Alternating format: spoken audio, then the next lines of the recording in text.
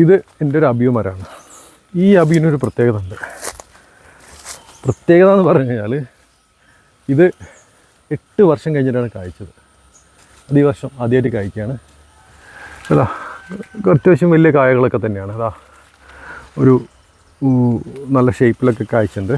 ഇതിൽ ചിലതെല്ലാം nipple variety മാതിരി തോന്നിക്കുന്നുണ്ട്. ഒരു റൗണ്ട് ഷേപ്പ് അല്ലാതെ തന്നെ നിപ്പിളുണ്ട്. രണ്ടും ഒരു മരത്തിന് കായ്ക്കുന്നുണ്ട്. ഹോം ഗ്രൗണ്ടിൻ്റെ അബിയാണ്. ഒരു 8 വർഷം മുന്നേ ഞാൻ മേടിച്ചാണ്. അപ്പോൾ ഇതിൻ്റെ പ്രശ്നം എന്താ വെച്ചാൽ ഇത് കായ്ക്കുന്നില്ലായിരുന്നു. എല്ലാ വർഷവും 1-2 പ്രാവശ്യം നന്നായിട്ട് ഫ്ലവർ ചെയ്യും, പിന്നെ കായ്ക്കില്ല.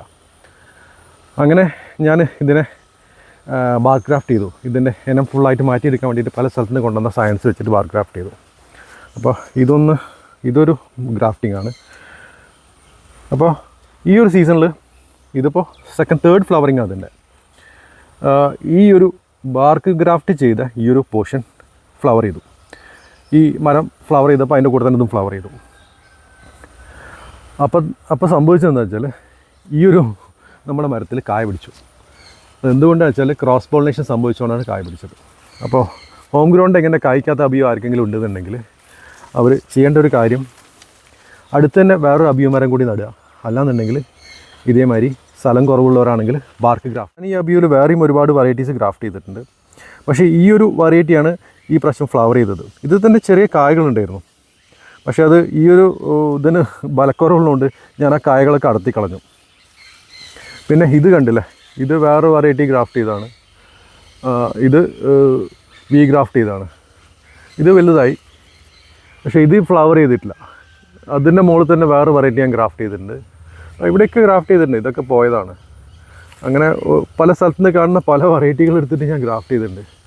അങ്ങനെ ഈ ഒരു വർഷം അതുകൊണ്ട് ഈ മരം കായ്ച്ചു കിട്ടി എനിക്ക്. നല്ല വലിയ കായകളൊക്കെ തന്നെയാണ് ഇതിൽ വന്നിരിക്കുന്നത്. 4-5 കായുണ്ട് ഇതിൽ. അപ്പോൾ ഇനിയും ഫ്ലവർ ചെയ്യുന്നുണ്ട്. ഇപ്പോൾ അത് കണ്ടോ, ഇതും ഫ്ലവർ ചെയ്യുന്നുണ്ട്. അതിൻ്റെ കൂടെ തന്നെ നമ്മളെ മെയിൻ മരം ഫ്ലവർ ചെയ്യുന്നുണ്ട്. അപ്പോൾ ഇനിയും ഇതിൽ കായ പിടിക്കാനുള്ള ചാൻസസ് ഉണ്ട്. അപ്പോൾ ഞാൻ വെയിറ്റ് ചെയ്യാണ്. അപ്പോൾ നിങ്ങൾ ചെയ്യേണ്ടത്, ഇങ്ങനെ കായ്ക്കാത്ത അബിയു ഉണ്ടെങ്കിൽ വേറൊരു അബിയു കൂടെ വെച്ച് കൊടുക്കുക, ഇല്ലെങ്കിൽ ഇതേമാതിരി ഒരു ഗ്രാഫ്റ്റ് ചെയ്ത് കൊടുക്കുക. അപ്പോൾ നമ്മൾ അബിയുവിനെ പറിക്കുകയാണ്.